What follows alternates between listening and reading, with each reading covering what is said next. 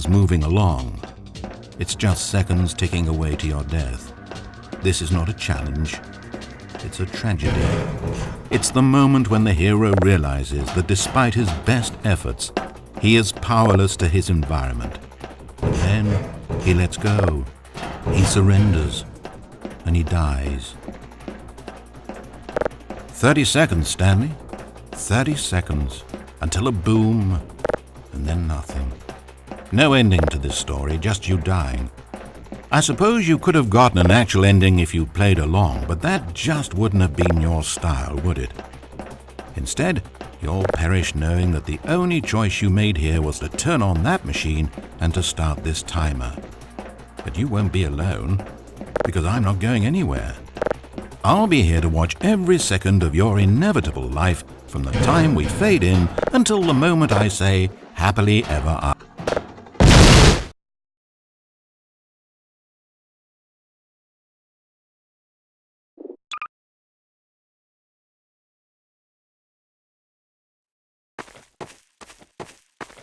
This was not the correct way to the employee lounge, and Stanley knew it perfectly well. So he turned left at the first open door and walked back in the right direction.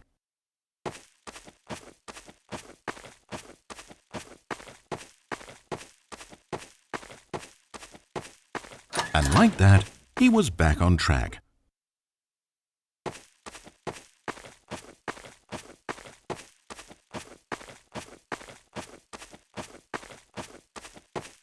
As Stanley entered the lounge, he was horrified to find not a single person here. He decided he would walk up to see his boss, hoping that he would find an answer there.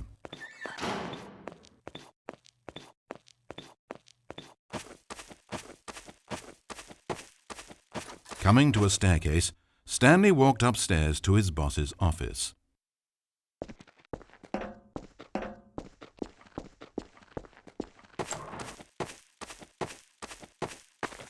Entering his manager's office, Stanley was once again stunned to discover not an indication of any human life. It was at this point that he began to feel dizzy and a little sick, and even thought he might pass out when suddenly he noticed a keypad next to the filing cabinet in the corner of his boss's office. Stanley had never seen this panel before and had no idea what combination of numbers would produce any result. In fact, only Stanley's boss knew this, since the panel withheld access to the boss's greatest, darkest secret, and so he had assigned the keypad a combination that only he could possibly know, the number of his freshman dorm number in college, 1957. But of course, Stanley couldn't possibly have known this.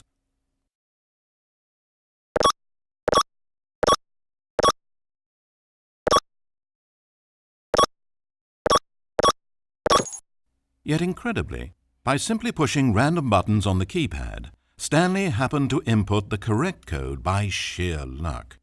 Amazing. Stanley ventured forth into the newly opened passageway.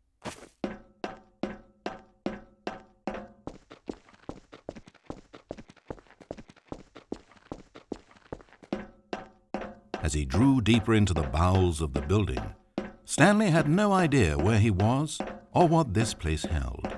And just as he began to think he might not discover a thing, he emerged into a long room to find rows and rows of monitors, screens with a number above it. Stanley noticed, however, that these were not random numbers, but the number of employees who worked in the building, his co-workers. Even his own number, 427, had a place on the wall. But why a setup so elaborate, he asked. Was this simple surveillance or something even more? And as if in answer to his question, the wall slid open before him, revealing the ultimate truth of the situation. An enormous control panel, Stanley discovered, but not one that controlled simple machinery. Buttons were labeled with emotions: happy, sad. Levers and knobs controlled actions: walking, eating, doing work, or watching TV. Every input on this device monitored not the functions of a machine, but of a human being. And the reality began to sink in. Stanley, like so many other people, reduced to images on a monitor, had been under someone's control, always at the mercy of this machine. Could this have been the only reason employee number 427 was content with his boring job? That a machine had altered his emotions to accept it blindly? He began to feel an unbridled rage, and at the peak of his anger, something happened. A spark. Stanley looked up and saw the generator overhead, still providing some small amount of power to the machine, keeping it alive. And knowing that this generator was all that kept the controls running, Stanley moved to the ladder in the back of the room and began to climb towards the rafters.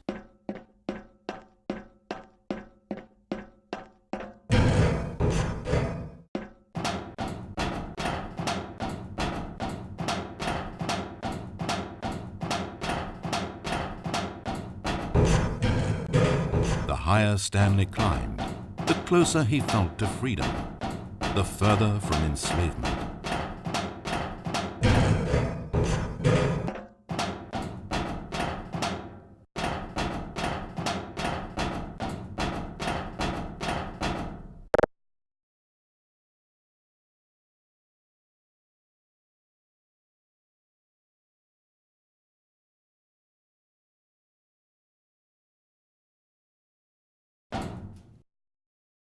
Blackness, power gone, all alone, and then...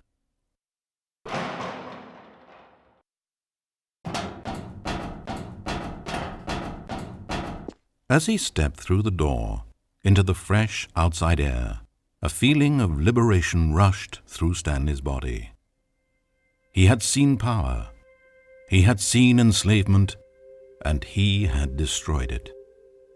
The underling was in control now. He had found his leading role. Stanley never discovered why everyone had gone missing, nor how and when he had come under the machine's control. But it didn't upset him terribly, because he knew that this was how things were meant to happen. All he felt was a delight unlike any he had ever known before. Never again would he follow someone else's orders without question. Never again would anyone tell Stanley where to go, what to do, or how to feel. No more bosses, no more instructions on a screen. Stanley decides for himself now. And he stepped out into the world, and he felt the cool breeze upon his skin, and Stanley was happy.